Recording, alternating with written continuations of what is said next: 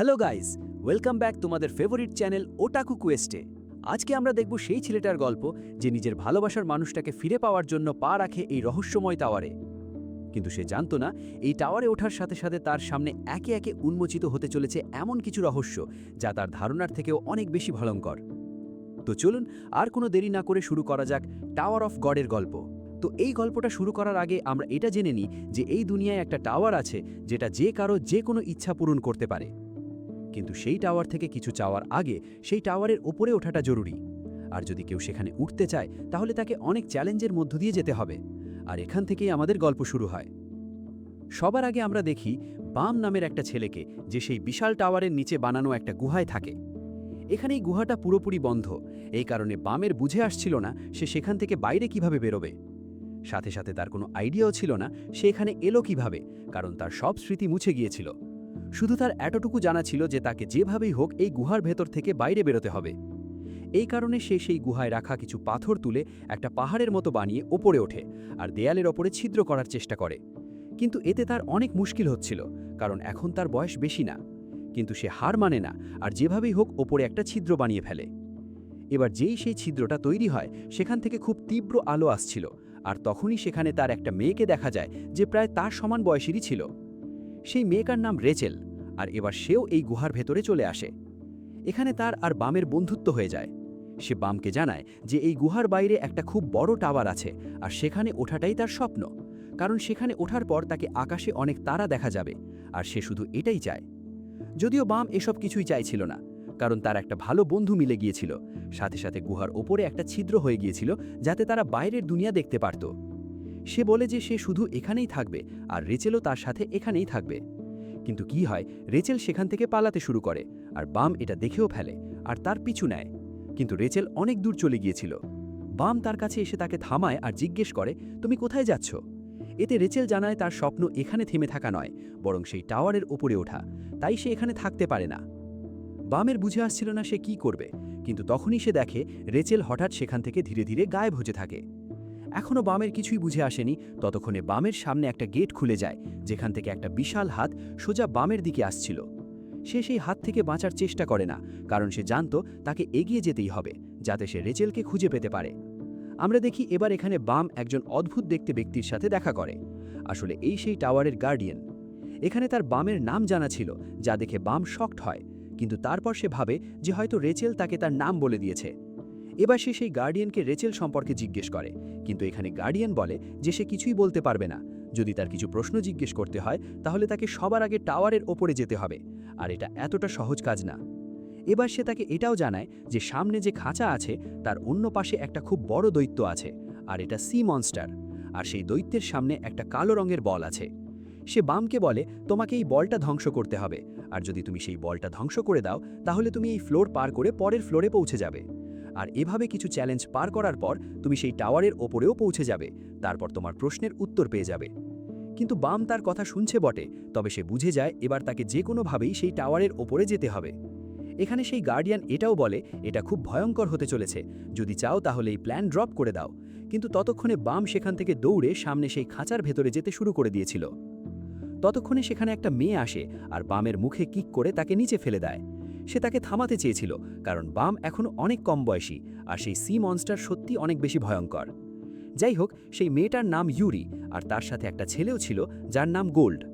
আমরা দেখি এখানে তাদের যে ভাষা ছিল সেটা বাম একদমই বুঝতে পারছিল না, কিন্তু তারপর গোল্ড নিজের কাছ থেকে এক ধরনের জিনিস বের করে আর এরপর তাদের একে অপরের কথা বুঝতে শুরু করে। গোল্ড আর ইউরি বামকে বলে, এই জায়গাটা অনেক ভয়ঙ্কর, তোমার এভাবে সামনে যাওয়া উচিত না, তোমার বয়সও কম, আর এখন তোমার জানা নেই সামনে কেমন চ্যালেঞ্জ পাবে। যাই হোক, বামকে যে কোনোভাবেই শুধু সামনে যেতে হবে। এই কারণে সেই গার্ডিয়ান এখানে ইউরিকে বলে, যদি তুমি একে সাহায্য করতে চাও তাহলে তুমি একে তোমার তলোয়ার দিতে পারো। হয়তো সেই গার্ডিয়ান ওই মেয়েটাকে চিনত। এখানে তারা একটা কালো তলোয়ারের কথা বলছিল। আমরা দেখি ইউরি নিজের কাছ থেকে সেই তলোয়ারটা বের করে, আর বাম যেহেতু অনেক কিউট ছিল তাই সে তাকে এমনি এমনি সেই তলোয়ারটা দিতে থাকে, যদিও তার জানা ছিল এটা কোনো সাধারণ তলোয়ার না। বাম এই তলোয়ারটা নিয়ে সাথে সাথে সামনে সেই খাঁচার ভেতরে চলে যায়। এখানে সে সেই দৈত্য থেকে বাঁচতে বাঁচতে সোজা সামনে সেই বলটার দিকে এগোতে থাকে, কিন্তু ততক্ষণে সেই দৈত্য সেখানে চলে আসে আর তাকে খেয়ে ফেলে। কিন্তু আমরা দেখি বাম নিজের তলোয়ারের সাহায্যে সেই দৈত্যের মুখের উপর অ্যাটাক করে আর ভেতর থেকে বাইরে বেরিয়ে আসে। আর এবার সে সোজা সেই বলের দিকে পৌঁছে যায়। সে সেই বলের উপর অনেকবার তলোয়ার দিয়ে মারে, কিন্তু বলটা একদমই ধ্বংস হচ্ছিল না। বাম অনেক চেষ্টা করছিল, কিন্তু ততক্ষণে আমরা দেখি সেই দৈত্য বামের উপর হামলা করতে এসে গিয়েছিল। এখান থেকে গোল্ড চিৎকার করে বলে বামের তার তলোয়ারের পাওয়ার ব্যবহার করা উচিত, কিন্তু বাম যেভাবেই হোক সেই পাওয়ার ব্যবহার করতে পারছিল না। কারণ এখানে ইউরি জানায় যে তলোয়ারের যে স্পিরিট আছে সে বামের কথা একদমই শুনবে না। আর বাম যেই কিছু বলে হঠাৎ সেই স্পিরিট বাইরে বেরিয়ে আসে। আর বাম যেহেতু কিউট ছিল তাই সে তার সাহায্য করতেও রাজি হয়ে যায়। তার পাওয়ারের সাহায্যে বাম সহজেই সেই বলটা ভেঙে দেয় আর সহজেই সেই ফ্লোরটা পার করে নেয়। এটা দেখে গোল্ড আর ইউরি দুজনেই ভীষণ শকড হয়ে যায়। যাই হোক, এরপর এবার ইউরিও এগিয়ে পরের ফ্লোরে যেতে শুরু করছিল, কিন্তু তখনই সেই গার্ডিয়ান তাকে থামিয়ে দেয় আর প্রথমে সেই দৈত্যকে খতম করে। যাই হোক, এরপর এখানে কি কথা হয়েছিল আমাদের বলা হয় না, কারণ এবার আমরা সেকেন্ড ফ্লোরে চলে এসেছিলাম। এখানে এসে আমরা দেখি এই জায়গাটা আগের জায়গার চেয়ে অনেক ভালো। আর বাম এই জায়গা দেখে অবাক হচ্ছিল, কারণ সে আজ পর্যন্ত কখনো নিজের গুহা থেকে বাইরে বেরোয়নি। কিন্তু এখন এটা এনজয় করার সময় ছিল না। সে সামনে একটা বাক্স উড়তে দেখে। সেই বাক্স থেকে খুব তীব্র আলো বেরোচ্ছিল। এখানে বামের এই ফ্লোর সম্পর্কে জানা হয়। আসলে এখানে টোটাল 400 মানুষ আছে যারা এটা পার করার জন্য এখানে এসেছে। এতে তাদের কিছুই করতে হবে না, শুধু এখানে তাদের আপোষে লড়তে হবে। আর শেষে যে 200 মানুষ বেঁচে থাকবে তখন তারা পরের লেভেলে পৌঁছে যাবে আর তাদের থার্ড ফ্লোরে পাঠানো হবে। এবার এখানে সেকেন্ড ফ্লোরের সেকেন্ড লেভেল শুরু হয়ে যায়। বাম দৌড়াচ্ছিল, কারণ সে কারো সাথে লড়তে চায়নি। কিন্তু তখনই তার সামনে একজন অনেক ভয়ঙ্কর মানুষ এসে যায়, যাকে দেখতে সত্যিই অনেক ভয়ঙ্কর লাগছিল। সাথে সাথে একটা অ্যালিগেটর টাইপের ক্রিচারও সামনে আসে। তার নাম রাক, আর সে এখানে বামের ওপর হামলা করতে চলেছিল। যাই হোক, এখানে বামের সাক্ষাৎ আর একটা ছেলের সাথে হয় যার নাম খুন। সেই ছেলেটা সেখান থেকে চুপচাপ চলে গিয়েছিল, কিন্তু তখনই সে হঠাৎ বামের কাছের সেই তলোয়ারটা দেখে। সেই তলোয়ারে একটা চিহ্ন ছিল, যার কারণে সে বুঝে যায় এটা ব্ল্যাক সোয়ার্ড। সে ফিরে এসে বামকে সেই অ্যালিগেটর মানে রাক থেকে বাঁচায়, আর এবার তারা সেখান থেকে একসাথে বেরোচ্ছিল। সাথে সাথে সে বামকে জিজ্ঞেস করে শেষমেশ এই তলোয়ারটা তার কাছে কোথা থেকে এলো।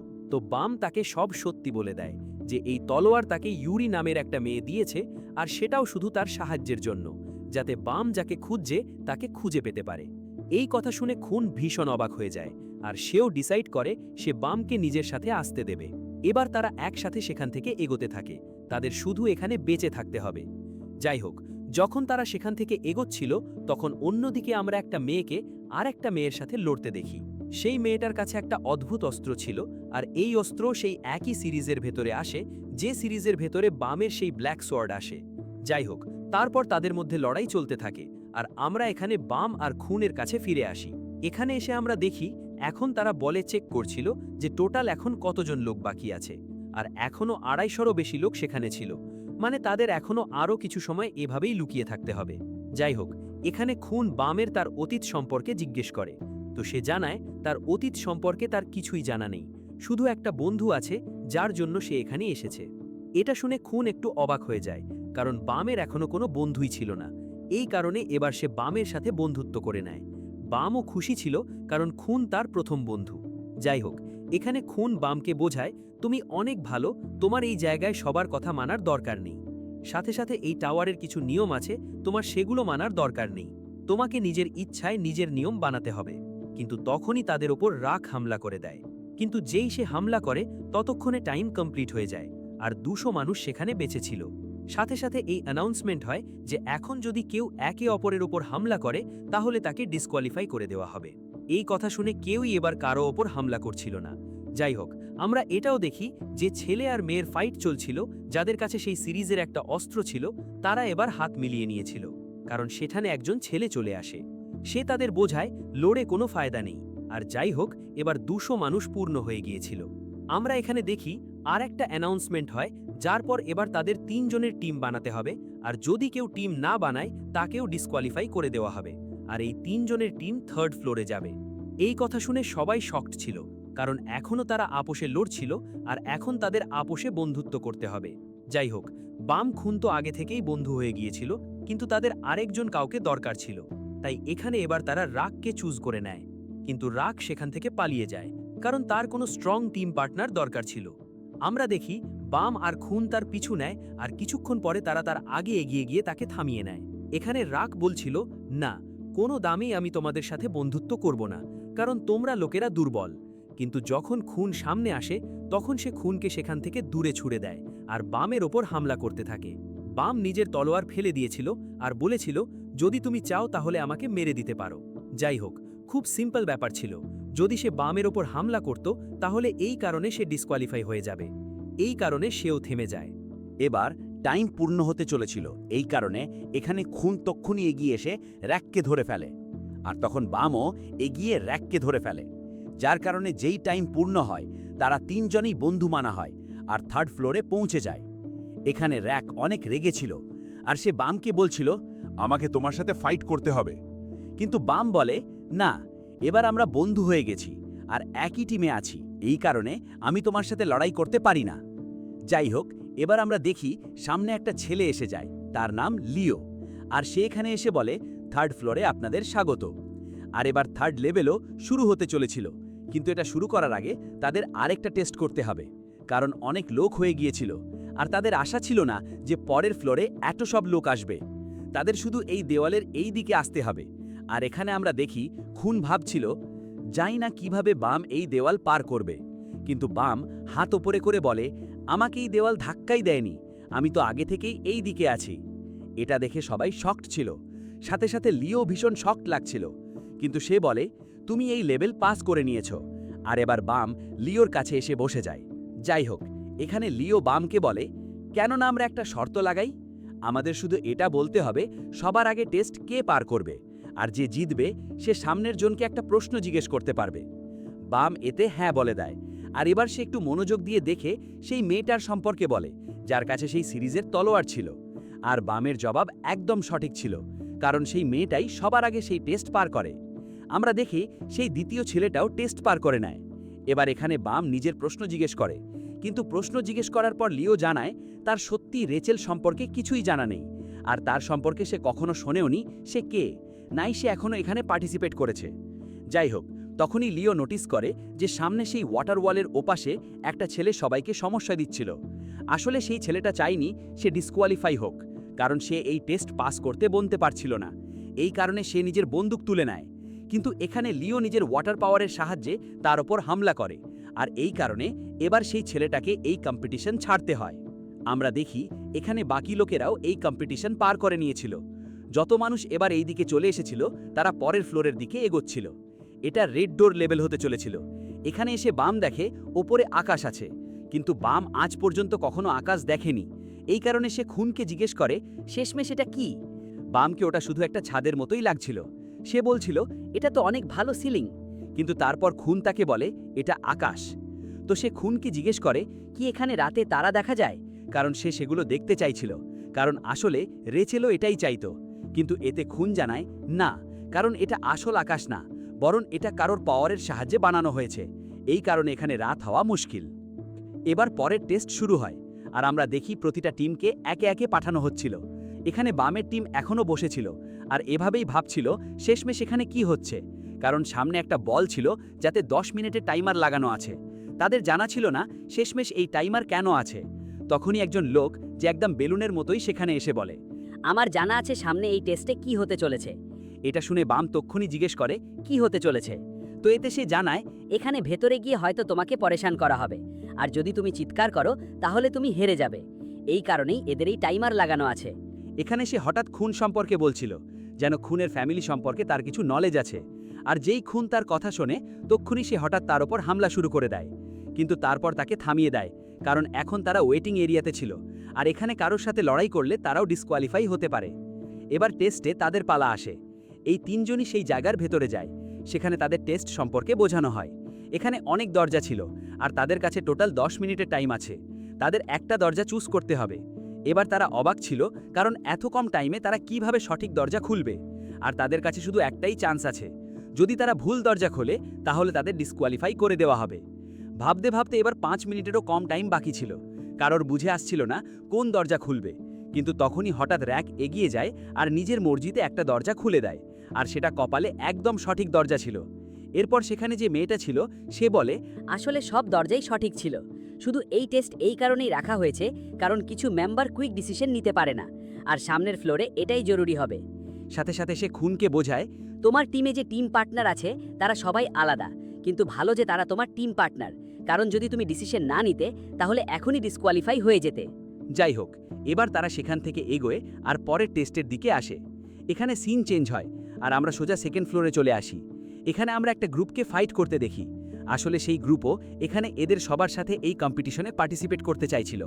তার প্রতিটা মেম্বার হুডি পরে রেখেছিল, যার কারণে তাদের মুখ দেখা যাচ্ছিল না। কিন্তু সেখানে একটা মেয়ে ছিল যার মুখ একটু একটু দেখা যাচ্ছিল, আর সে দেখতে রেচেলের মতোই লাগছিল। এরপর এই খবর এখানে তাদের জানা যায় যে একটা গ্রুপ আছে যেটা এখানে জোর করে এই কম্পিটিশনে এন্টার করতে চাইছে।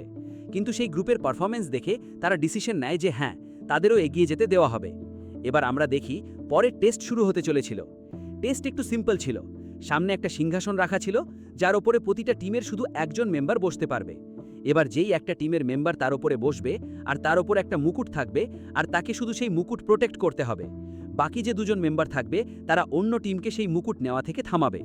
এবার সবার আগে এই টেস্টে পার্টিসিপেট করতে সেই একই মেয়েটা আসে, যার কাছে সেই সিরিজের তলোয়ার ছিল। তার নাম ইনক। এখানে সে আর তার গ্রুপ চলে এসেছিল। এবার ইনক এই সময় সেই মুকুটটা পরে রেখেছিল। এবার যে সামনের গ্রুপ আসে সেই মুকুটটা নেওয়ার জন্য তারা লোকেরা অনেক সহজেই হারিয়ে দেয়। এরপর আমরা দেখি লিও সেখানে অ্যানাউন্স করে যে পরের চ্যালেঞ্জার আসতে পারে। পরের চ্যালেঞ্জারের রূপে দুটো গ্রুপ একসাথে এসে গিয়েছিল, আর এদেরকেও তারা থামিয়ে দিয়েছিল। যাই হোক, তখনই এবার বামের গ্রুপ এগিয়ে যায়। তো যেই ইনক বামের হাতে সেই কালো তলোয়ার দেখে, তক্ষুনি সে তার ওপর হামলা করে দেয়। কিন্তু ততক্ষণে সেখানে লিও চলে এসেছিল, আর সে ইনককে থামিয়ে দেয়। সে তাকে বোঝায়, তুমি এমনি কারোর ওপর হামলা করতে পারো না যতক্ষণ না সে এগিয়ে এসে চ্যালেঞ্জ করে। আর এই কারণেই ইনককে ডিসকোয়ালিফাই করে দেওয়া হয়, আর তার সাথে তার পুরো গ্রুপও ডিসকোয়ালিফাই হয়ে যায়। কিন্তু তারা এই কম্পিটিশন থেকে ডিসকোয়ালিফাই হয়নি, বরং এটা শুধু একটা এক্সট্রা টেস্ট। তাই এখানে তাদের গেম থেকে বাইরে বের করে দেওয়া হবে না, শুধু তারা এবার এই টেস্ট কমপ্লিট করতে পারবে না। এবার এই টেস্ট আবার কন্টিনিউ হয়, আর আমরা দেখি সেই মুকুটটা আবার সিংহাসনের উপরে রেখে দেওয়া হয়েছিল। আর এই সময় এবার অনেক লোক একসাথে এই টেস্টে পার্টিসিপেট করছিল, কিন্তু এদের সবার মধ্যে খুন সবচেয়ে ফাস্ট ছিল। সে এগিয়ে গিয়ে তক্ষুনি সেই মুকুটটা তুলে নেয়। আর এবার তারা লোকেরা লিড করছিল, আর বাকি সবাই তাদের ওপর হামলা করছিল। আর এখানে সেই হুডিওয়ালা গ্রুপও এবার এসে গিয়েছিল। এখানে বাম সেই মেয়েটার মুখ হালকা দেখে, তো সে তার রেচেলের মতোই মনে হয়। কিন্তু যেই সে তাকে ডাক দেয়, তখন যেই ছিল সে সেই ডাকের জবাব দিচ্ছিল না। এই কারণে বামের মনে হয় হয়তো তার কোনো ভুল বোঝাবুঝি হয়েছে। যাই হোক, এরপর এবার এখানেই গেম কন্টিনিউ হয়। আমরা দেখি খুনের কাছে একটা স্যুটকেস আছে, যার ভেতরে সে যে কোনো জিনিসের চাইলে তার আনলিমিটেড কপি ক্রিয়েট করতে পারে। তো এখানে সে সেই মুকুটের অনেক কপি ক্রিয়েট করে নেয়, আর এরপর সে সেগুলো ছড়িয়ে দিয়েছিল। আর আসলওয়ালাটা সে বামকে পরিয়ে দেয়, আর বাম সেই সিংহাসনে বসেছিল। এখন সবাই বামের উপরই হামলা করছিল, কারণ তারা লোকেরা জানতো যে আসল মুকুট বামের কাছেই আছে। যাই হোক, আমরা দেখি সামনে 3টে গ্রুপ আছে। বাকি গ্রুপও আছে, কিন্তু তারা এখনও আসেনি। এখানে 3টেই গ্রুপ ছিল, আর 2টো গ্রুপ আপোষে হাত মিলিয়ে নেয় সেই মুকুট ছিনিয়ে নেওয়ার জন্য। আর যেটা তৃতীয় গ্রুপ ছিল, সে ওই 2টো গ্রুপের সাথে হাত মেলায়নি। এবার বামের গ্রুপ ফাইট করে, কিন্তু এখানে যে তৃতীয় গ্রুপ ছিল সে সেই 2 গ্রুপের সাথে ফাইট করে তাদের হারিয়ে দেয়। এবার আমাদের জানা যায় যে সেকেন্ড ফ্লোরে আসলে এই যে তৃতীয়ওয়ালা গ্রুপ ছিল, সে বামের সাথে হাত মিলিয়ে নিয়েছিল। এই কারণে এরা লোকেরা আগে থেকেই বন্ধু ছিল, কিন্তু এখনও এই কথাটা রিভিল হয়নি। কিন্তু এবার সমস্যা এটাই হয়ে যায় যে আরেকটা গ্রুপকে সাহায্য করার জন্য এই গ্রুপকেও ডিসকোয়ালিফাই করে দেওয়া হয় এই রাউন্ড থেকে। তো এখানে এবার বামের গ্রুপ একাই বেঁচে ছিল। এবার আরও 3টে গ্রুপ এন্টার করে। প্রথম গ্রুপ ছিল সেই হুডিওয়ালা, আর 2টো আরও পাওয়ারফুল গ্রুপ ছিল। এবার যেটা তৃতীয়ওয়ালা গ্রুপ ছিল, সে দ্বিতীয়ওয়ালা গ্রুপকে হারিয়ে দেয়। এই কারণে এবার সেখানে শুধু 3টে গ্রুপ বেঁচে ছিল, একটা বামের গ্রুপ, একটা সেই হুডিওয়ালা গ্রুপ, আর একটা সেই তৃতীয়ওয়ালা গ্রুপ। ওই তৃতীয়ওয়ালা গ্রুপে একটা মহিলা আছে যে মাস্ক পরে রেখেছে। সে এখানে তক্ষুনি বামের দিকে হামলা করতে এগিয়ে গিয়েছিল, কিন্তু র্যাক তাকে থামিয়ে নেয়। কিন্তু তারপর সে র্যাককে আলাদা করে দেয়, যার কারণে সেই হুডিওয়ালা মেয়েটা নিচে পড়ে যায়, আর আমাদের তার মুখ দেখা যায়। আর আমরা দেখি এটা আর কেউ না, রেচেল নিজেই। আর এখানে যখন সেই মাস্কওয়ালা মহিলা হামলা করছিল, তখন এই অ্যাটাক সোজা রেচেলকে লাগতে যাচ্ছিল, কিন্তু ততক্ষণে বাম এগিয়ে আসে, যার কারণে সেই অ্যাটাকটা বামের গায়ে লাগে। আর সাথে সাথে এবার তার মাথা থেকে অনেক রক্তও বেরোতে থাকে। কিন্তু এবার হঠাৎ তার সেই কালো তলোয়ারের পাওয়ার অ্যাক্টিভেট হয়ে যায়। সে তক্ষুনি দাঁড়িয়ে যায় আর তলোয়ার তুলে তার ওপর হামলা করে, যার কারণে সেই মাস্কওয়ালা মহিলা নিচে পড়ে যায়। আর বাম তার ওপর ফাইনাল অ্যাটাক করে তাকে খতম করতে যাচ্ছিল, কিন্তু ততক্ষণে টাইম থেমে যায়। আসলে এটা সেই কালো তলোয়ারের স্পিরিটের পাওয়ার ছিল। সে সেখানে বাইরে এসে বামকে বলে, তোমার শান্ত হয়ে যাওয়া উচিত। টাইম থেমে যাওয়ার কারণে বামও এখন একই জায়গায় থেমেছিল, আর এরপর হঠাৎ সে অজ্ঞান হয়ে যায়, আর টাইমও এবার আবার নর্মাল হয়ে যায়। এবার এখান থেকে সিন চেঞ্জ হয়, আর পরের সিনে আমরা ইউরি আর গোল্ডকে দেখি। আমরা দেখি এই সময় ইউরি পুরো তৈরি করছিল যে ফ্লোরে বাম আছে সেই ফ্লোরে আসার। তখনই সেখানে একটা ছেলে আসে যাকে ইউরি সব সিচুয়েশন বোঝায়। এই ছেলেটা এটা শুনে অবাক ছিল, শেষমেশ ইউরি একটা সাধারণ বাচ্চার জন্য এতটা পরেশান কেন। কিন্তু এই ব্যাপারে ইউরি বলে সেই বাচ্চার মধ্যে অনেক খাস পাওয়ার আছে, আর এর আন্দাজ সেই বাচ্চারও নেই, আর এসব কিছু তুমি তার সাথে দেখা করে জেনে যাবে। এবার তারা তিনজন সেখান থেকে বেরিয়ে গিয়েছিল। পরের সিনে আমরা আবার এখানে বামের কাছে আসি। এখানে এসে আমরা দেখি বাম এখনো অজ্ঞান ছিল, আর তার অনেক টাইম হয়ে গিয়েছিল, আর এই সময় খুন তার খেয়াল রাখছিল। এবার আমরা এখান থেকে সোজা লিওর কাছে চলে আসি। আসলে লিও অনেক কনফিউজড ছিল শেষমেশ এই টেস্টের পর হলো কি, কারণ সেখানে অনেক তীব্র আলো ছড়িয়েছিল আর কারো কিছুই বুঝে আসছিল না। এই কারণে এবার সে সেখানকার মেইন টেস্ট অর্গানাইজারের কাছে যায়, যার নাম ইউহান, আর তার থেকে জিজ্ঞেস করে শেষমেশ সেখানে কি হয়েছিল। এই ব্যাপারে ইউহান তাকে বলে আসলে বাম নিজের সেনজু পাওয়ার অ্যাক্টিভেট করে নিয়েছিল। সেনজু পাওয়ার আসলে ইন্টারনাল এনার্জি হয়, আর এটা নর্মালি সবার মধ্যে অ্যাক্টিভেট হয় না, এর জন্য অনেক পরিশ্রম করতে হয়। কিন্তু কোনোভাবে বাম এখানে এই এনার্জি অ্যাক্টিভেট করে নিয়েছিল, যার কারণে সেই যে মুকুট ছিল সেটা সেখানেই ধ্বংস হয়ে যায়। এই কারণে কাউকেই জেতা মানা হয়নি। যাই হোক, এখানে লিও এটাও জিজ্ঞেস করছিল যে শেষমেশ এই টেস্ট আমরা করলামই কেন, মানে এর কারণ কি ছিল। এখানে কাউকেই এলিমিনেট করা হয়নি। এই ব্যাপারে ইউহান জানায় আসলে এটা সেই হুডিওয়ালা গ্রুপের কারণে করা হয়েছিল। তাদের দেখতে হতো শেষমেশ তাদের পাওয়ার কি, কিন্তু এর কোনো রেজাল্ট বের হয়নি, কারণ সেই হুডিওয়ালা গ্রুপ নিজের পাওয়ার ব্যবহারই করেনি। তাদের সেই মুকুটে কোনো ইন্টারেস্ট ছিল না। হুডিওয়ালা গ্রুপ থেকে এখানে তাদের মানে ছিল এইচএলের গ্রুপ। যাই হোক, লিও যতটা কিছু জানতে চাইছিল ততটা প্রশ্নের জবাব ইউহান দেয়নি। এই কারণে লিও একটু ডাউটে ছিল। যখন সে সেখান থেকে যাচ্ছিল তখন তার বুঝে আসে আসলে বাম সেনজু পাওয়ার অ্যাক্টিভেট করেনি, বরং সেনজু পাওয়ার নিজেই তার সাহায্য করছিল। এই কারণে এখানে ইউহান একটু অবাক আছে আর সব প্রশ্নের জবাব দিচ্ছে না। এবার আমরা এখানে বাম আর খুনের কাছে আসি। আমরা দেখি এবার 3 দিন কেটে গিয়েছিল। খুন বামকে বলছিল তোমাকে উঠতে হবে, কারণ কাল আমাদের টেস্ট আছে, আর যদি তুমি না ওঠো তাহলে তোমাকে ডিসকোয়ালিফাই করে দেওয়া হবে। কিন্তু বাম এসব কথা শোনা যাচ্ছিল না। তখনই সেখানে বাইরে রেচেল আসে। রেচেল সেখানে বামের মাথায় হাত বোলায় আর খুনকে বলে দেখো, যখনই উঠবে তখন এর সাথে এমনভাবে কথা বলবে যাতে এর ডাউট হয় এ আমাকে দেখেছিল কিনা। রেচেল চাইনি বাম এ সম্পর্কে জানুক, কারণ এতে শুধু বাম তার চিন্তা করবে, আর তারপর তারা কখনো আবার বন্ধু হতে পারবে না। কিন্তু এখানে খুনের একটু ডাউট হচ্ছিল শেষমেশ রেচেল এমন কেন বলছে, কিন্তু এখানে সে তাকে কিছুই বলে না। এবার আমরা দেখি ইনক এই সময় বামের সেই তলোয়ার নিয়ে ঘুরছিল, কারণ যাই হোক বাম সেই মুকুট গেমে জিততে পারেনি। এই কারণে এবার এই তলোয়ার ইনকের হয়ে গিয়েছিল। এখানে সে সেই তলোয়ারের স্পিরিটের সাথে কন্ট্যাক্ট করতে চাইছিল, কিন্তু সে এমনটা করতে পারছিল না, কারণ এমনটা শুধু ইউরিই করতে পারে। যাই হোক, বামও এমনটা করতে পারছিল, আর এই কথা ইনকের জানা ছিল না। এবার সে সেখান থেকে সেই তলোয়ার নিয়ে যায় নিজের টিমের মেম্বারের কাছে। সে তাকে দেখায় আর জিজ্ঞেস করে তুমি কি এর সাথে কন্ট্যাক্ট করতে পারো। সেও চেষ্টা করে, কিন্তু সেও ব্যর্থই থাকে। এবার যখন ইনক সেখান থেকে ফিরছিল তখনই সেখানে আরেকটা মেয়ে আসে, এ দ্বিতীয় গ্রুপের। এখানে ইনককে বোঝায় এই তলোয়ার আসলে ইউরির, আর এটা তার ছাড়া আর কেউ ব্যবহার করতে পারে না, কারণ সে আসলে একজন প্রিন্সেস। কিন্তু ইনক তার কথা শুনছিল না, কিন্তু ইনকও এটা জানতো যে সে সত্যিই বলছে। পরের সিনে আমরা দেখি এবার বামের হুঁশ এসে গিয়েছিল। খুন তাকে বলে তার পুরো 3 দিন হয়ে গেছে অজ্ঞান হয়ে, আর এটাও বলে যে কাল টেস্ট হতে চলেছে। আর পরের সিনে আমরা সেই টেস্টটাই দেখি। এখানে যত মানুষ সিলেক্ট হয়েছিল তারা সবাই একসাথে বসেছিল, আর সামনে তাদের বোঝানো হচ্ছিল যে পরের টেস্ট 5টা টিমে বাঁটবে। এখানে টিমে মেম্বারের গণনা থাকবে না, এই 5টা গ্রুপকে আলাদা আলাদা ট্যাগ দেওয়া হয়েছে, আর এতে সেই মেম্বারই যুক্ত হবে যাদের সেই গ্রুপ অনুযায়ী সেই এবিলিটি থাকবে। আর এখানে আমাদের জানা যায় বাম আর খুন দুজনেই আলাদা আলাদা গ্রুপে ছিল। যাই হোক, এটা তাদের এবিলিটির উপর ছিল, আর এমন কিছু না যে এই 5টা গ্রুপ পরে গিয়ে আপসে ব্যাটেল করবে। আমরা দেখি এখানে বামকে 5th গ্রুপে রাখা হয়েছিল, আর এটা খোদ লিও বলেছিল, কারণ বাম সেনজু পাওয়ার কন্ট্রোল করতে পারে।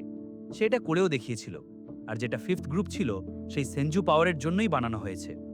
বামের গ্রুপকে ওয়েব কন্ট্রোলার বলা হয়।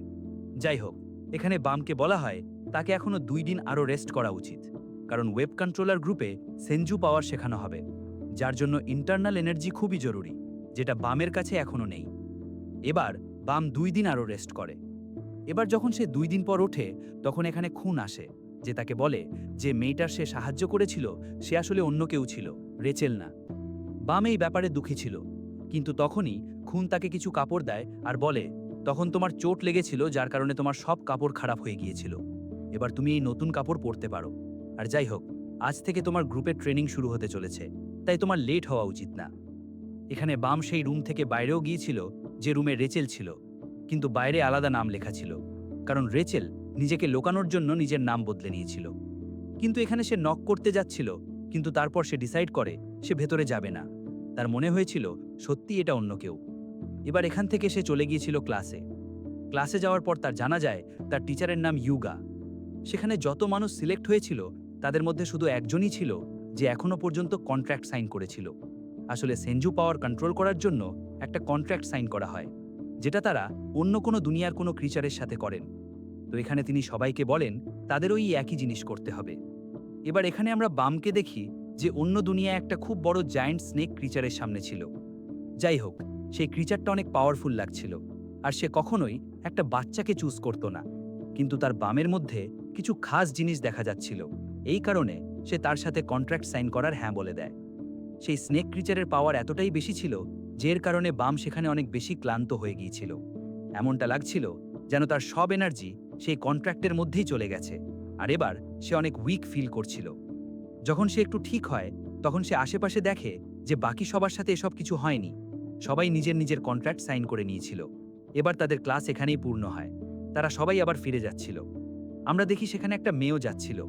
বাম তাকে থামায় আর তাকে সরি বলে, কারণ যখন সেই মুকুটওয়ালা গেম চলছিল তখন সেখানে একটা মাস্কওয়ালা মহিলা ছিল যার উপর বাম হামলা করেছিল। তার মাঝে এই মেয়েটার একটু চোট লেগে গিয়েছিল, কিন্তু এই মেয়েটা একটু অ্যাটিটিউডওয়ালা ছিল। এই কারণে সে বামের প্রশ্নের জবাব না দিয়ে আর তাকে কিছু না বলেই সেখান থেকে চলে যায়। এবার তার টিমের একটা মেম্বার যার নাম হো, সে সেখানে আসে আর বামকে বলে, এই মেয়েটা এমনই, তুমি এর চিন্তা করো না, ও অন্যদের সাথে বেশি কথা বলে না। আর এবার এখানে বাম আর তার বন্ধুত্ব হয়ে যায়। বাম সেখান থেকে ফিরে আসে, আর যখন সে নিজের রুমে আসে তখন সে খুনের সাথে কথা বলে, কারণ এখানে র্যাক ছিল না। খুন তাকে বলে আসলে র্যাক যে গ্রুপে আছে সেই গ্রুপের ট্রেনিং এখনো চলছে, যদিও ট্রেনিং এখন পর্যন্ত পূর্ণ হয়ে যাওয়া উচিত ছিল, কিন্তু র্যাকের সাথে যে তার টিম মেম্বার আছে সে সেই হুডিওয়ালা গ্রুপেই ছিল, মানে সে রেচেলের টিম মেম্বার। তাকেও সেই একই গ্রুপ মিলেছে, আর সে অনেক স্ট্রং। এই কারণে র্যাক তার থেকে হারতে চায় না, আর সেখানে যেই ধরনের ট্রেনিং চলছিল র্যাক তাতে কম্পিট করছিল, আর এই কারণেই তার দেরি হয়ে গিয়েছিল। এবার তারা কথা বলছিল, তখনই সেখানে দ্বিতীয় গ্রুপের দুটো ছেলে আসে। তারা এখানে বামের সাথে বন্ধুত্ব করতে চাইছিল। তারা এখানে জানায় আসলে তাদের এই টাস্ক দেওয়া হয়েছে যে তাদের 9 জন মানুষের সাথে বন্ধুত্ব করতে হবে, আর এর বদলে তারা কিছু পয়েন্ট পাবে, আর সেই পয়েন্ট দিয়ে তারা এখানে খাবার বা এমন কোনো জিনিস কিনতে পারে। এবার বামও তাদের সাথে বন্ধুত্ব করার হ্যাঁ বলে দেয়, আর তাদের সাথে ক্যান্টিনে চলে যায়। খুনও তার সাথে যায়, আর আমরা দেখি সেখানে এসে তাদের সাক্ষাৎ হয় সেই একই মেয়েটার সাথে, যে ইনককে বোঝাচ্ছিল যে আসলে ব্ল্যাক সোয়ার্ড ইউরির, এই কারণে সেটা কন্ট্রোল করতে পারে। সেই মেয়েটাও তাদের সাথে বসে যায় আর সেখানে খাবার খেতে থাকে, কিন্তু ততক্ষণে ইনকও সেখানে এসে গিয়েছিল। আর এখানে বাম ইনকের হাতে সেই তলোয়ার দেখে আর বলে, মনে হয় তুমিও প্রিন্সেস, তবেই তো তুমি এই তলোয়ার রাখতে পারছো, আর এর মানে তুমি ইউরির সিস্টার হবে। কিন্তু এখানে সেই দ্বিতীয় মেয়েটা জানায় আসলে যে প্রিন্সেস আছে তারা আপসে আসল সিস্টার না, বরং তাদের সবাইকে চুজ করা হয়েছিল, আর এরা সবাই বেস্ট ফ্যামিলি থেকে আসে। এই কথা শুনে বাম একটু অবাক ছিল। যাই হোক, এতে আপনাদেরও একটু কনফিউশন হতে পারে, কিন্তু কিছুক্ষণ পর আমরা এটা পুরো ডিটেলে জানবো যে শেষমেশ এদের প্রিন্সেস কেন বলা হচ্ছে, আর এটা ব্লাডের সাথে রিলেটেড না, কিন্তু তবু এরা আপসে সিস্টার কিভাবে হয়ে গেল। এরপর একটা পরের টেস্ট শুরু হতে চলেছিল, আর এটা সবার জন্য না, শুধু কিছু মানুষের জন্য।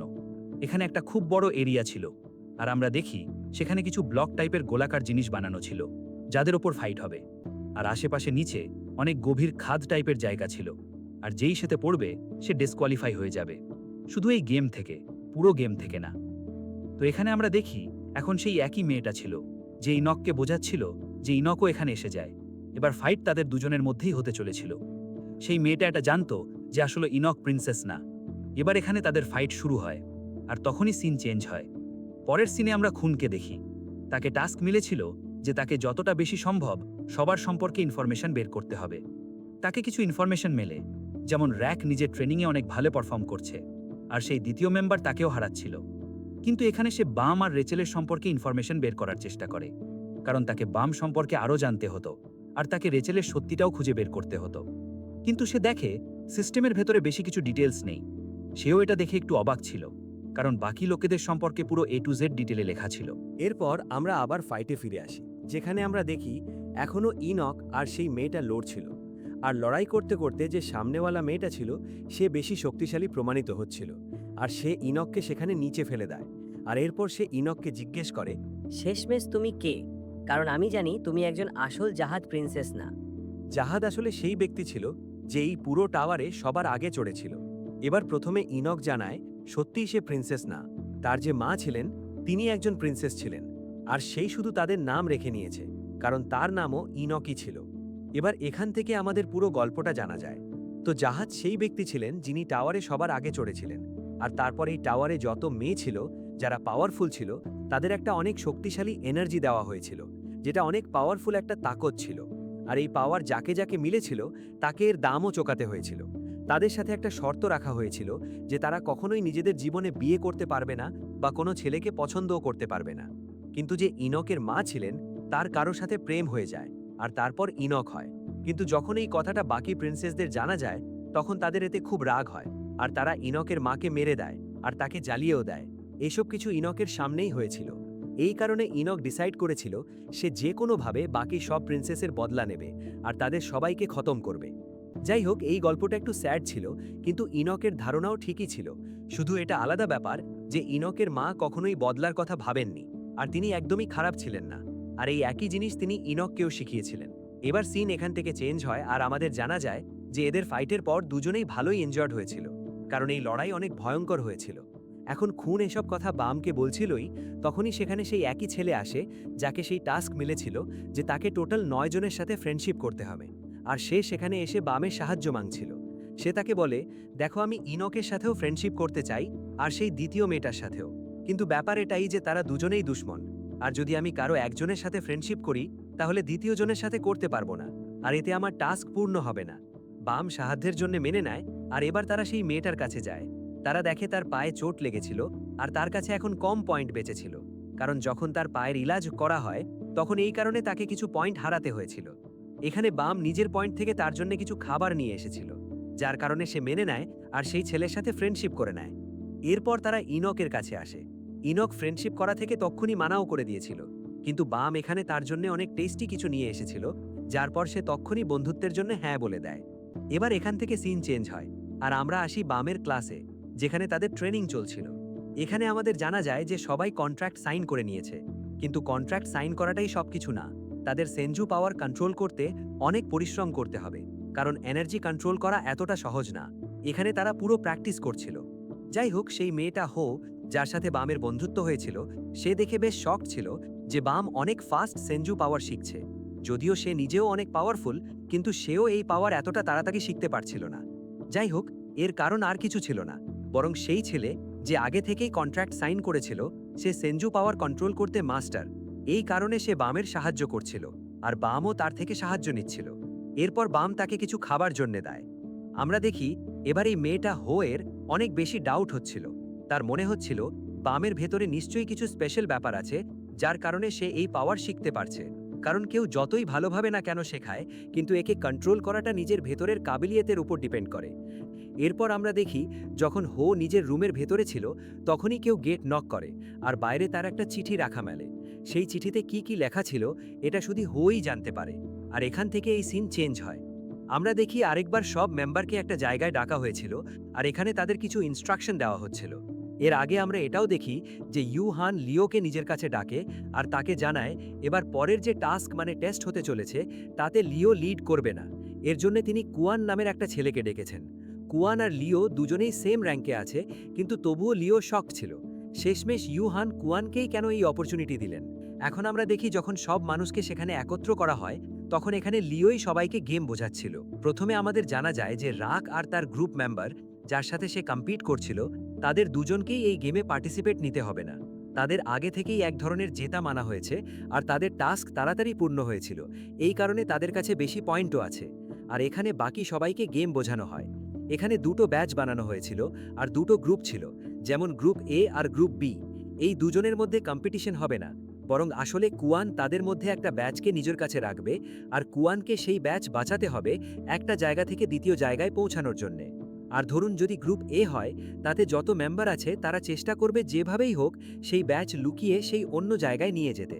যদি তারা সেখানে পৌঁছে যায় তাহলে এর মানে তারা জিতে গেল, আর যদি তারা পৌঁছাতে না পারে তাহলে তারা হেরে গেল, আর তারপর গ্রুপ বি এর পালা পাবে।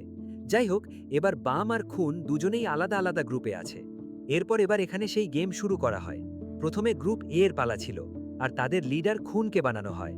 এখানে খুন তাদের সবাইকে পুরো প্ল্যান বোঝায়, তাদের কিভাবে কাজ করতে হবে। সবার আগে তাদের কুয়ান থেকে সেই ব্যাচ ছিনিয়ে নিতে হবে, যেটা একটা পয়েন্ট থেকে দ্বিতীয় পয়েন্ট পর্যন্ত নিয়ে যাবে, যার জন্য তারা পুরো প্ল্যান বানায়। আর তারা কুয়ানকে ডিস্ট্র্যাক্ট করে তার থেকে ফাইনালি সেই ব্যাচ ছিনিয়েও নেয়। কুয়ানের রাগ হয়েছিল, কিন্তু তারপরও সে তাদের সেখান থেকে পালানোর চান্স দেয়। এরপর পরের প্ল্যান এটাই ছিল যে তারা একদমই একসাথে পালাবে না, তারা আপোষে ভাগ হয়ে গিয়েছিল। আর কুয়ানকে জানা ছিল না ব্যাচটা কার কাছে আছে। খুনের প্ল্যান খুবই ভালো ছিল, কুয়ানেরও একটু পরেশানি হচ্ছিল, কিন্তু সে ডিসাইড করে সে সবাইকে হারাবে, যার কারণে তারপর তার এই চিন্তা করার দরকারই হবে না ব্যাচ কার কাছে আছে। তাদের একে একে সবাইকে থামিয়ে নেয়, আর যারা বেশি দূর পৌঁছে গিয়েছিল তাদের নিজের পুরো স্পিডে ধরার চেষ্টা করে।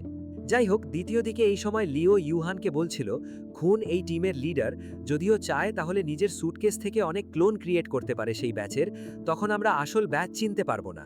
কিন্তু ইউহান জানায় না, এটা সেনজু পাওয়ার দিয়ে বানানো, এই কারণে এটাকে কপি করা যায় না। আর এবার আমরা দেখি কোনোভাবে কুয়ান খুনকে ধরে ফেলে, মানে এবার খুনের কাছে পৌঁছে যায়। কিন্তু খুন বলে ব্যাচ তার কাছে নেই, ব্যাচ তো ইনক ব্রিজের নিচে আছে, আর সে নিচের রাস্তা থেকে বাইরে যাচ্ছে। এখন সেই রাস্তা তাদের ঠিক অল্প একটু দূরেই ছিল, আর এবার কোয়ানের কাছে আর কোনো রাস্তা ছিল না, কারণ তাকে ইনককে ধরতেই হবে। আর দ্বিতীয় ব্যাপার এটা ছিল যে এটা কনফার্ম ছিল না যে ইনকের কাছেই সেই ব্যাচ আছে। এখানে কোয়ানেরও খুনের ওপর একটু ডাউট ছিল, এই কারণে সে তার কথা মানত না, কিন্তু সে খুনকেও সেই ব্রিজের নিচে নিয়ে যেতে শুরু করে। কিন্তু ততক্ষণে আমরা দেখি ইনক যে সেখানেই লুকিয়েছিল সে আবার ওপরে আসে, আর নিজের সেই বিশেষ সিরিজের তলোয়ারের সাহায্যে খুনকে বাঁচিয়ে নেয়। আর এবার সে ব্যাচ নিয়ে সোজা সেই জায়গার শেষ প্রান্তে যাচ্ছিল, কিন্তু সে সামনে দেখে যে ততক্ষণে সেখানে কুয়ানও চলে এসেছিল। কুয়ান সত্যিই অনেক ফাস্ট দৌড়ায়, আর এটাই তার স্পেশাল পাওয়ার ছিল। এখানে সে ইনকের হাত থেকে সেই ব্যাচটা ছিনিয়ে নেয়, আর এই কারণে টিমও এখানেই হেরে যায়। যাই হোক, দেখলে বোঝা যায় খুন বিলকুল সত্যি বলেছিল যে ইনক আসলে সেই ব্রিজের নিচে আছে, আর এখানে খুন সবার কাছে মাফ চায়। কিন্তু আসলে খুন এমনটা এই কারণেই করেছিল যাতে তার বন্ধু মানে বাম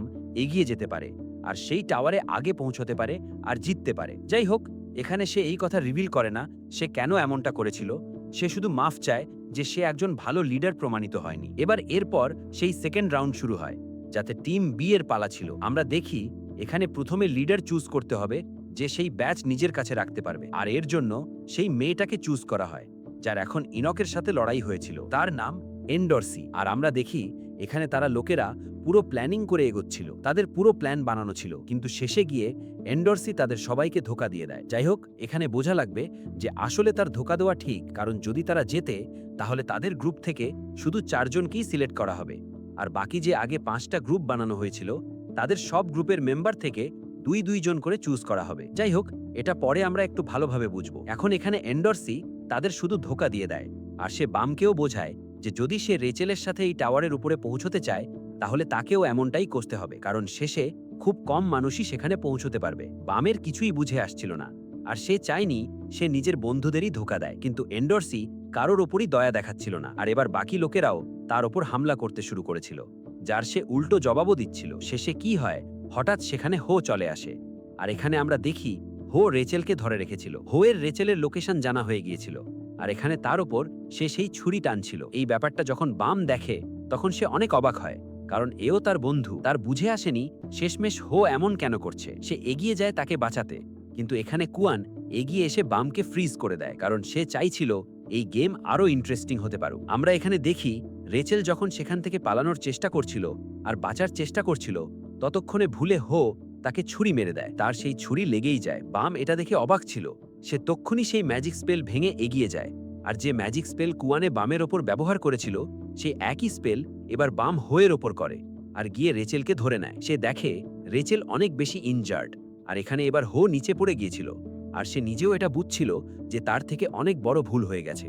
এই কারণে সে নিজেকেই খতম করে নেয়। এবার এখান থেকে আমাদের পুরো ব্যাপারটা বোঝা যায় আসলে হয়েছিল কি। আসলে হোকে যে চিঠি মিলেছিল তার রুমের বাইরে, তাতে এটাই লেখা ছিল যে যদি সে এগিয়ে যেতে চায় তাহলে তাকে বামকে থামাতে হবে, আর বামকে থামানোর জন্য তার রেচেলই সবচেয়ে সঠিক অপশন মনে হয়েছিল, কারণ যদি সে রেচেলের মাধ্যমে বামকে বলতো তাহলে বাম মেনে নিত, কিন্তু তার উল্টোটাই হয়ে যায়। এবার আমরা আবার এখানেই ফিরে আসি। আমরা দেখি গেম এখনো শুরু ছিল, এন্ডারসি সেখানে এগোচ্ছিল, কিন্তু ততক্ষণে কুয়ান অনেক দ্রুত এসে তার কাছ থেকে সেই ব্যাগটা ছিনিয়ে নেয়, যাতে সেই ব্যাচটা রাখা ছিল। এন্ডারসি অনেক দুঃখী হয়, কিন্তু তারপরেও সে জানায় যে সে ব্যাচ নিয়েছিল, এমনকি যে টিম এ এর ব্যাচ ছিল সেটাও সে নিয়েছিল।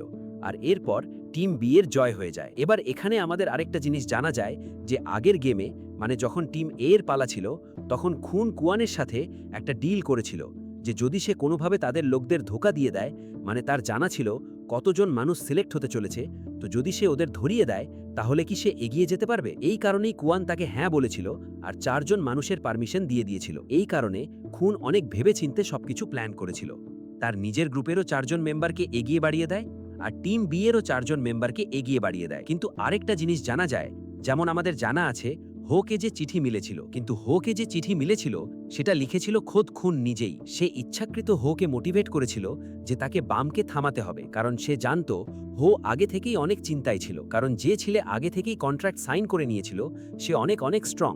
এই কারণে তাকে থামানো তো নামুমকিন, আর শুধু 2 জন মেম্বার সিলেক্ট হবে, তাই এই কারণে তার ছাড়া আর কেউ একজন সিলেক্ট হতে পারত। আর হো এই ব্যাপারটা জানতো যে হয়তো তারা লোকেরা বামকেই সিলেক্ট করবে। এই কারণেই সেই চিঠিতে খুন লিখেছিল যে যদি সে এগিয়ে যেতে চায় তাহলে তাকে বামকে থামাতে হবে, আর এই কারণে সে সেখানে ভুল করে। আর খুন এটাও জানতো যে বাম এভাবেই থামবে না, যখন সে রেচেলকে বিপদে দেখবে তখন তার সেনজু পাওয়ার হঠাৎ অ্যাক্টিভেট হয়েই যাবে। এই কারণে এখানে খুনের পুরো প্ল্যান কামিয়াব হয়ে যায়। যাই হোক, এরপর আমরা দেখি এখন খুন আরামে শুয়েছিল, কিন্তু সে অনেক চিন্তায় ছিল, কারণ তার প্ল্যান হয়তো কামিয়াব হয়ে গেছে, কিন্তু এখনও একটা দ্বিতীয় সমস্যা ছিল। এবার সেই সমস্যা কি আমরা এটা এগিয়ে জানব, কিন্তু ততক্ষণে সেখানে র্যাক চলে আসে, আর তার হাইট অনেক ছোট লাগছিল। সে জানায় যে ইউহান আছেন, তার ভুলে র্যাক তাকে কিছু বলে দিয়েছিল, আর ইউহান নিজের পাওয়ারে তাকে ছোট বানিয়ে দিয়েছেন। এখানে র্যাক এখানে এই কারণেই এসেছিল যাতে সে খুনের সাহায্য মাগতে পারে। তার মনে হয়েছিল খুনের কাছে যে স্যুটকেস আছে তা দিয়ে সে বড় হয়ে যাবে, কিন্তু খুন তাকে বলে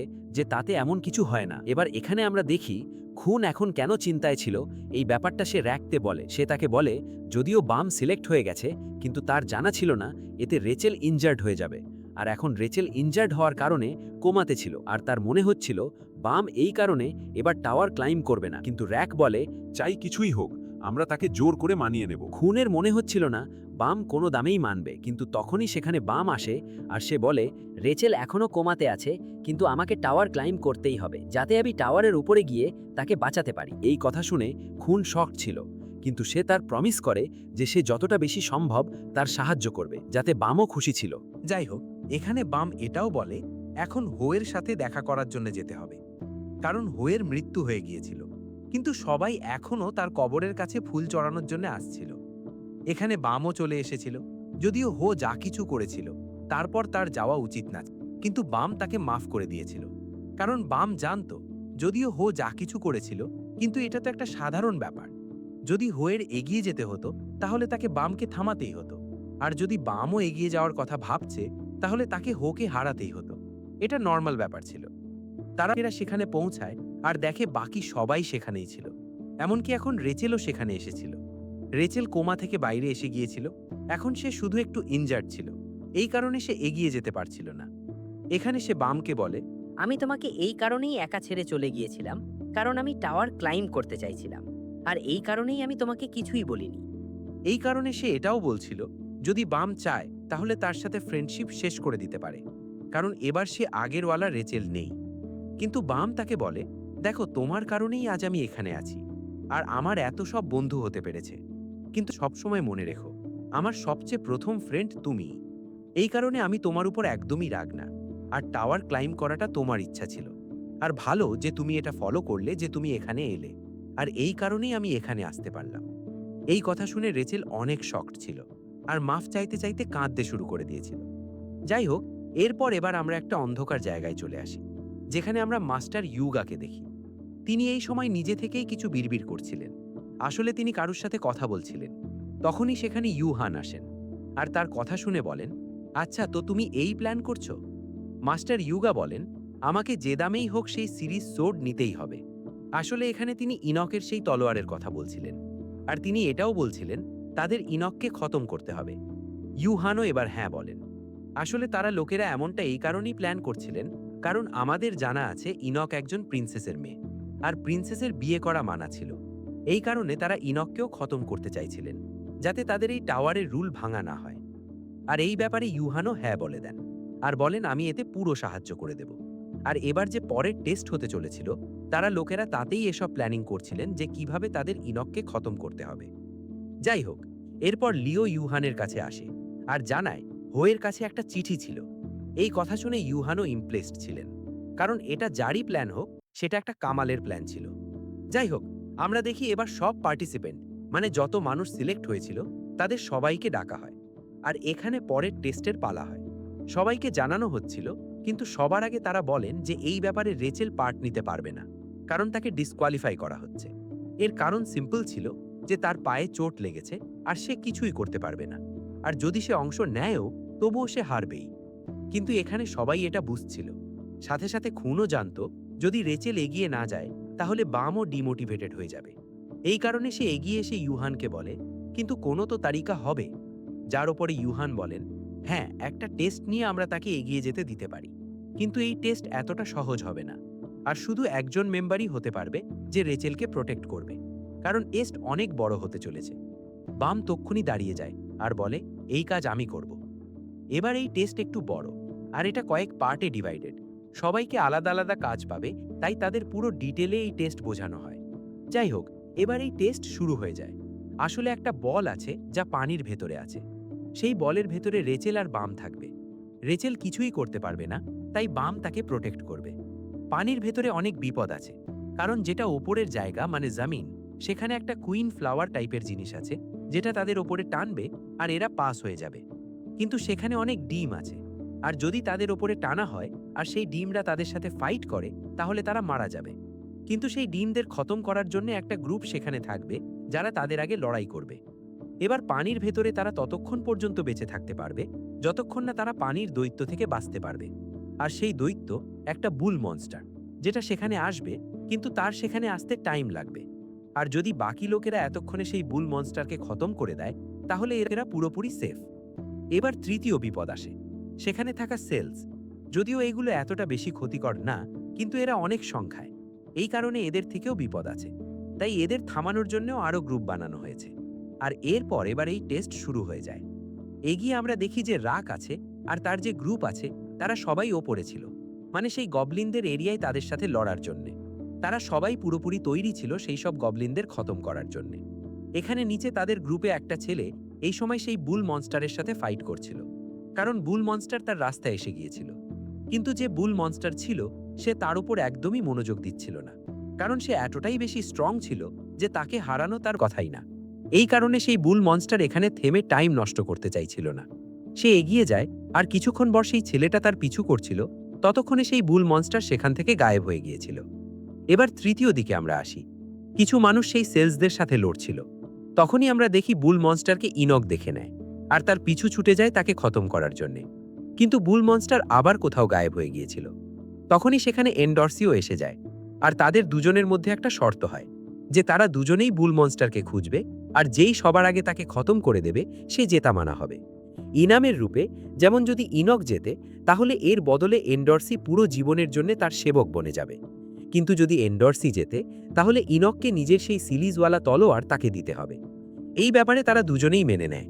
তারা দুজনেই সেখান থেকে নিজেদের রাস্তা বদলে নেয়। কিন্তু আমরা দেখি ইনক যখন এগিয়ে যাচ্ছিল তখন তাকে বুল মনস্টার তো মেলে না, কিন্তু মাস্টার ইউগা মিলে যান, আর এখানে তাদের লড়াই শুরু হয়ে যায়। এবার লড়াই যদিও ইনক কখনোই করত না, কিন্তু এখানে মাস্টার ইউগা ইনকের মায়ের নেকলেস তাকে দেখান আর বলেন আসলে তার মাকে আমিই মেরেছিলাম। রিজন সিম্পল ছিল, তার মা টাওয়ারের রুল ভেঙেছিল।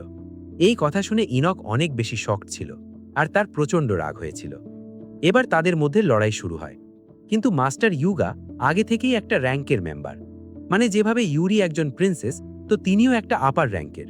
ওই একইভাবে মাস্টার ইউগাও অনেক আগে থেকে এখানে আছেন, আর তার র্যাঙ্কও এই টাওয়ারে অনেক ওপরের। তাকে হারানো এতটা সহজ ছিল না। এই কারণে ইনক হেরে যায়, আর মাস্টার ইউগা তার ওপর হামলা করে তাকে নিচে ফেলে দেন। আর সে এতটা বেশি ইনজার্ড হয়ে গিয়েছিল যে সে সেই জায়গা থেকে উঠতেও পারছিল না। যাই হোক, সেও অবাক ছিল। শেষমেশ মাস্টার ইউগা তার ওপর হামলা কেন করছেন। কিন্তু তারপর মাস্টার ইউগা নিজেই বলে দেন যে আসলে প্রিন্সেসের এসবের পারমিশন ছিল না, কিন্তু তবুও সে বিয়ে করেছিল। আর এরপর ইনক হয়, আর এই কারণেই তিনি ইনককে খতম করছেন, যাতে টাওয়ারের রুল সব সময় চলতে থাকে আর কেউ যেন আবার রুল ভাঙার সাহস না করে। যাই হোক, তখনই সেখানে এন্ডরসি আসে। ইনকের আশা ছিল না, কিন্তু সে এখানে তার সাহায্য করতে এসেছিল। সে তাকে তার তলোয়ার দিয়ে দেয়, আর এবার সে মাস্টার ইউগার ওপর হামলা করতে থাকে, কিন্তু সেও তার সামনে কিছুই ছিল না। ততক্ষণে সেখানে এবার ইউরিও এসে যায়। তার গ্রুপ এখানে পৌঁছে গিয়েছিল। ইউরি মাস্টার ইউগার চেয়ে বেশি শক্তিশালী। সেই ইউগাকে থামিয়ে দেয়।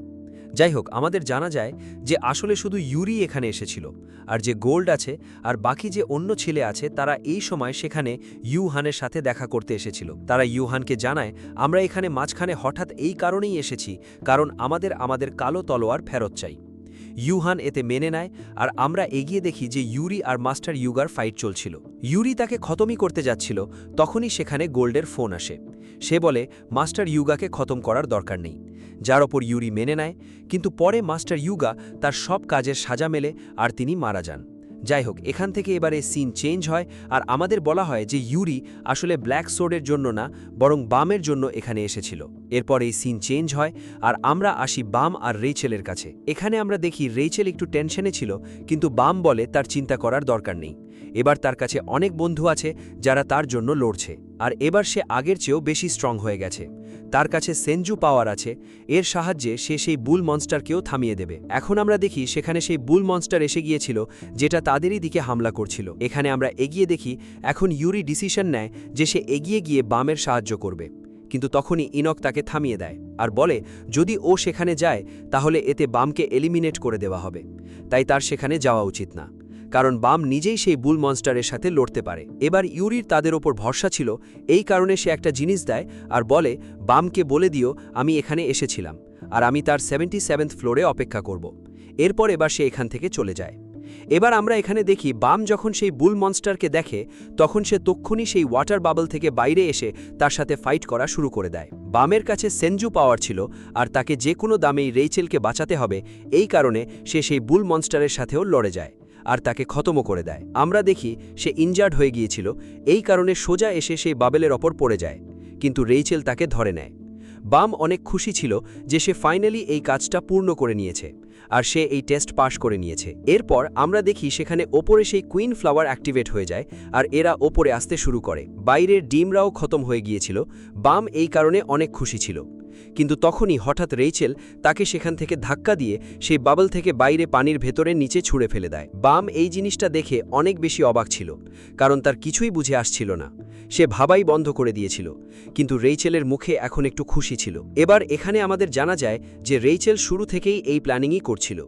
আসলে হয়েছিল কি, রেইচেলকে টাওয়ারের উপরে আসতে হতো, কিন্তু আসলে বাম ছিল যাকে চুজ করা হয়েছিল এই টাওয়ার ক্লাইম্ব করার জন্য। তো যে গার্ডিয়ান আমাদের শুরুতে মিলেছিল, সে এখানে রেইচেলকে বলে আসলে রেইচেলকে চুজ করা হয়নি, বরং বামকেই চুজ করা হয়েছে। তো এখানে রেইচেল তাকে জিজ্ঞেস করে কোনো তো তরিকা হবে, যার ওপর গার্ডিয়ান তাকে বলে যদি সে বামকে খতম করে দেয় তাহলে সাকসেসার বদলে যাবে, মানে তারপর রেইচেলও এই টাওয়ারে ক্লাইম্ব করতে পারবে। কিন্তু রেইচেল জানত সে অনেক দুর্বল, আর সে ততটা ওপরে যেতে পারবে না। তো এই কারণে গার্ডিয়ান তাকে আরও একটা তার সাথী দেয়, যাকে আমরা আগে দেখে ফেলেছি, আর এটা সেই একই সাথী ছিল যার কম্পিটিশন র্যাকের সাথে হচ্ছিল। গার্ডিয়ান জানায় এ তোমার রক্ষা করবে, সাথে সাথে এ তোমাকে একবার মরেও জীবিত করতে পারে। এই কারণে যখন হো তাকে ছুরি দিয়ে মেরেছিল, তখন আসলে সেই দ্বিতীয় লোকটার জান গিয়েছিল, আর রেইচেল বেঁচে গিয়েছিল, কিন্তু এই ব্যাপারটা কারও জানা হয়নি। যাই হোক, আমরা দেখি এখানে এবার সেই কুইন ফ্লাওয়ার সেই বাবলটাকে ওপরে নিয়ে আসে, আর এরপর এবার সে সেখান থেকে বাইরে চলে এসেছিল। সেখানে যাওয়ার পর সবাই এটা দেখে অবাক ছিল শেষমেশ বাম কোথায়, কিন্তু রেইচেল এখানে মিথ্যা বলে দেয় যে বাম তাকে বাঁচানোর চক্করে সেই বাবল থেকে বাইরে বেরিয়ে যায় আর সেখানে নিচে পড়ে যায়। যাই হোক, বামের শরীর সেখানে মেলে না, এই কারণে সবাইকে মনে হচ্ছিল সেই সিল আছে, আর যে বাকি ফিশ আছে যারা পানিতে অনেক নিচে থাকে, হয়তো তারা বামকে খেয়ে ফেলেছে। সবাই অনেক বেশি দুঃখিত হয়ে গিয়েছিল। এরপর তারা সবাই ডিসিশন নেয় যে তারা যে কোনোভাবেই রেইচেলকে টাওয়ারের ওপরে নিয়ে যাবে, কিন্তু এখানে খুনের রেইচেলের ওপর শক ছিল, কিন্তু তারপরেও সে ডিসাইড করে যে সে এখন প্ল্যানের সাথে ধীরে ধীরে সত্যিটা পাত্তা লাগাবে। আর এরপর এবার তাদের দ্বিতীয় লোকেশনে নিয়ে যাওয়া হচ্ছিল এই টেস্ট কন্টিনিউ রাখার জন্য, কারণ এবার এগিয়ে ফ্লোরগুলো শুরু হবে। কিন্তু আমরা দেখি আসলে বাম এখনও জীবিত ছিল। তখনই সেখানে একটা মেয়ে আসে যার নাম রায়া, আর বাম তাকে জিজ্ঞেস করে শেষমেশ রেইচেল তাকে কেন ধোঁকা দিল। কিন্তু এতে রায়া বলে এর জবাব তোমাকে সেই টাওয়ারের ওপরে চড়ার পরই পাবে। সাথে সাথে রায়া এটাও বলে সে বামকে ট্রেন করবে যাতে সে আরও স্ট্রং হতে পারবে, আর বাম এর জন্য তৈরি ছিল। আমরা দেখি পরের সিনে সে টাওয়ারের ওপরে ছিল আর এবার সে অনেক বড় হয়ে গিয়েছিল। কিন্তু এখানেই সিজন 1 কমপ্লিট হয়। দেখা হবে পরের ভিডিওতে, ততক্ষণের জন্য নিজের খেয়াল রেখো। Bye bye.